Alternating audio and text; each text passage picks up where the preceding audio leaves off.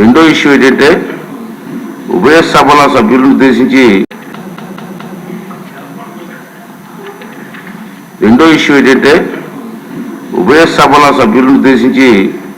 22 July 2024లో governor గారు చేసే ప్రసంగాన్ని ప్రతినిధి సెక్రటరీ జనరల్ సభకు సమక్షం ఉంచుతారు. సెక్రటరీ గారు. గౌరవ స్పీకర్ గారి అనుమతితో గవర్నర్ గారి ప్రసంగ ప్రతినిధి సభకు సమర్పిస్తున్నాను.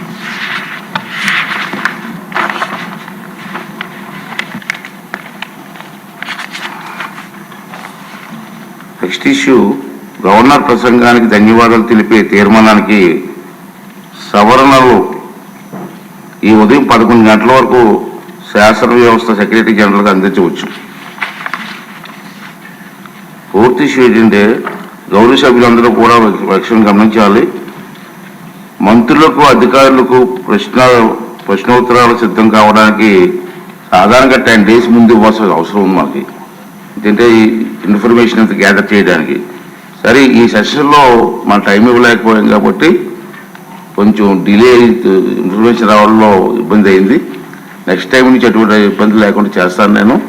ఈ దీంట్లో ఎక్కడైనా చిన్న పొరపాట్లు ఉన్నా మనం సర్దుబాటు చేసుకుని వెళ్ళవలసిన అవసరం ఉందని చెప్పి మనం చేస్తూ ఈ సమావేశంలో సభగా జరగడం కోసం సభ్యులందరూ కూడా సహకరించవలసిన అవసరం ఉందని చెప్పి మీ అందరినీ రిక్వెస్ట్ చేస్తానండి. నెక్స్ట్ మనం క్వశ్చన్ అవర్లోకి వెళ్తున్నాం. ఫస్ట్ క్వశ్చన్ 125 మానవ వనరుల అభివృద్ధి శాఖ మంత్రి గారు. అధ్యక్ష, మొదటి ప్రశ్నకి సమాధానం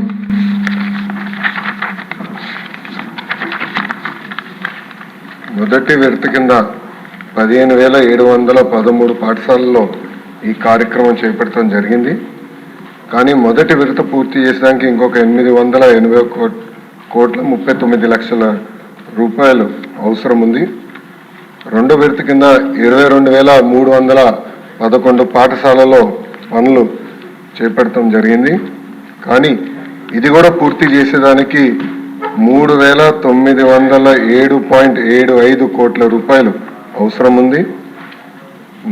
మూడో విడత కింద 14,845 పాఠశాలల్లో ఎలాంటి పనులు ప్రారంభించలేదు.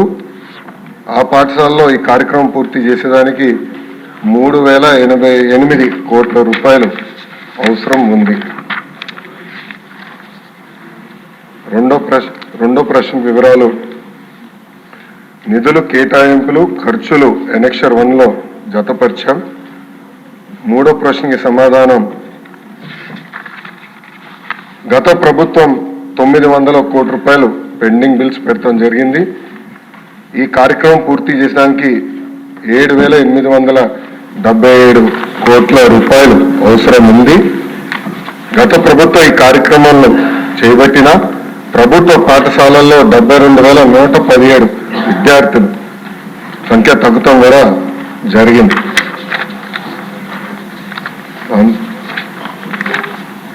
ఈ ప్రశ్నకు అధ్యక్ష శ్రీ వి వెంకటరామరెడ్డి గారు అడ్వకేటు 27/11/2023లో ఒక పిటిషన్ వేయడం జరిగింది. ఆ పిటిషన్ కి సంబంధించిన ప్రాథమిక దర్యాప్తు రిపోర్ట్ MDAPEWIDCకి వస్తడం జరిగింది. కానీ ఫైనల్ రిపోర్ట్ ఇంకా రావాల్సిన అవసరం ఉంది. ఈ ప్రశ్నకి సమాధానం ఫైనల్ రిపోర్ట్ వచ్చిన తర్వాత యాక్షన్ తీసుకుంటాం అధ్యక్ష.